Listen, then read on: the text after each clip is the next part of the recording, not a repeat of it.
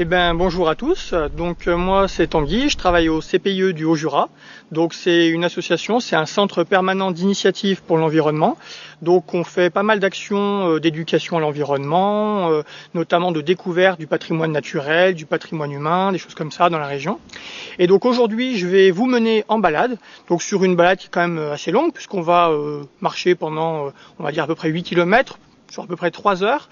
Et donc du coup ce qu'on va faire, c'est que je vais vous emmener à la découverte un petit peu de Villard-Daria et puis un petit peu de l'histoire de cette commune sur le territoire Jura Sud. On essaiera de comprendre un petit peu d'où on vient, d'où viennent les gens d'ici et pourquoi ils sont installés là.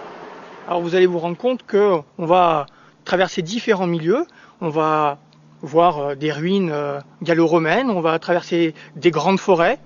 On aura l'occasion de monter en altitude, de voir des lacs, des belvédères, d'observer le massif du Jura dans une grande partie de sa surface. Et puis du coup tout ça nous permettra de comprendre un petit peu tous les mystères qu'il y a autour de Villard-Daria.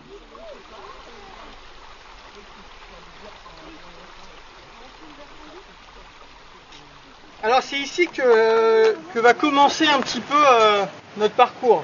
On est sur les ruines d'un site historique, d'un site gallo-romain qui s'appelle le Pont des Arches. Il date approximativement entre le 1er et le 3e siècle de notre ère, donc en gros il y a quasiment 2000 ans.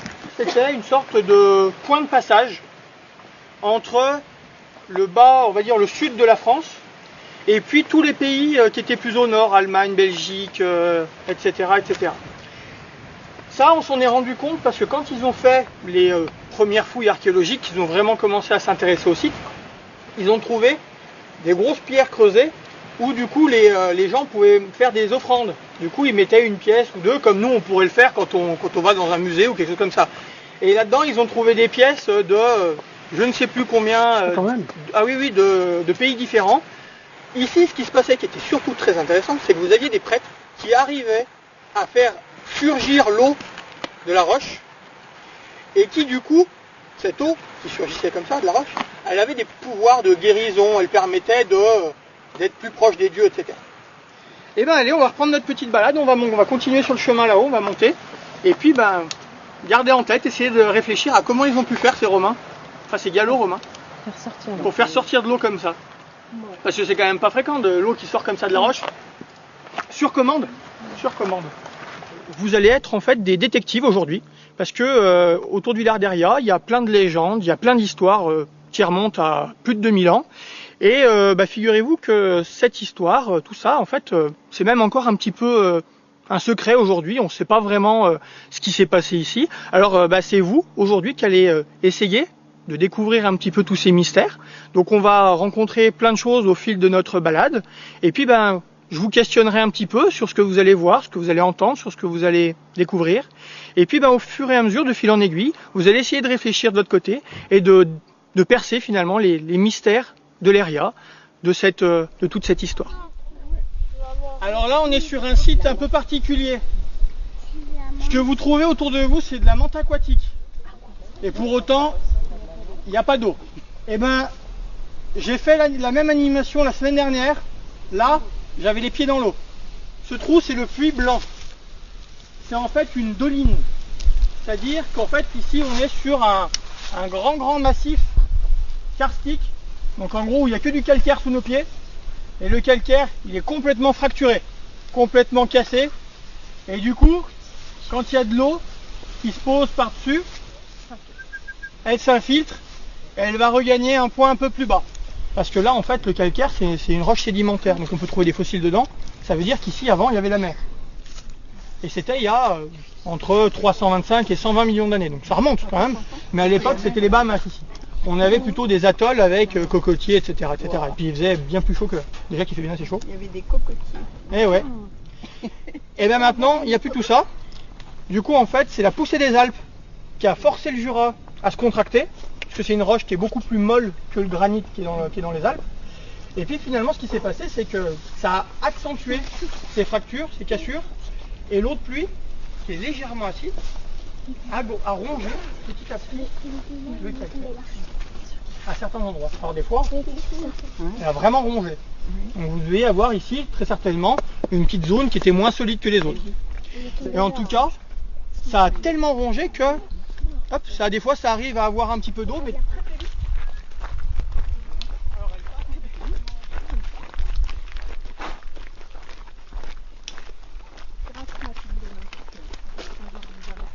Bon alors, est-ce que ça valait le coup? Non. Bon prochaine fois on viendra pas alors. Ça ressemble à la campagne, en fait on est en forêt, il y a beaucoup d'arbres, on n'est pas comme en ville avec plein de voitures, avec beaucoup de bruit. C'est d'être déjà au milieu de la nature, hein, et puis d'apprendre et de voir des choses dont nous régionaux qu'on ne connaissait pas. Hein, c'est très instructif, notamment pour les petits mais surtout aussi pour les grands. Parce que c'est toujours intéressant, c'est culturel. On découvre des choses qu'on n'aurait pas découvertes par nous-mêmes. Voilà. On a toutes les explications. Et après, plus on va loin là-bas, on va chercher jusque là-bas, on voit un point blanc. Oui. Ouais. C'est la Dole. C'est l'observatoire de la Dole là-bas. Donc après, là, on est déjà en Suisse sur ce point-là. Près de la neige ici, et près de Chalam là-bas. Alors ce que je vais faire, c'est que je vais vous laisser vous déplacer vers la table, là, un petit peu d'orientation. Et puis vous allez regarder en bas. On va déjà commencer à regarder cette ferme qui est en bas. Elle a une petite histoire cette ferme. Elle a été construite sur un autre temple. Il y avait déjà cela de toute façon, il y a de ça des milliers d'années. Et donc le temple il avait été mis là pour une bonne raison. Alors est-ce que vous vous souvenez de l'énigme que je vous avais posée tout à l'heure? D'où venait l'eau? Alors à votre avis, maintenant en voyant ça? Ah ouais, mais alors, elle passe par où? Est-ce que vous avez vu des rivières en montant? Non, mais c'est quoi? C'est souterrain? Il y a un trou? Il y a quoi? Mais ça explique pas comment ils arrivaient à faire monter l'eau comme ça sur demande. C'est ça surtout qui était impressionnant. C'est-à-dire qu'à cette époque-là, ils arrivaient, Il n'y avait pas de robinet. en faisant quelques incantations, à faire apparaître de l'eau. Non, il n'y avait pas de tuyau. Ils avaient des pouvoirs magiques.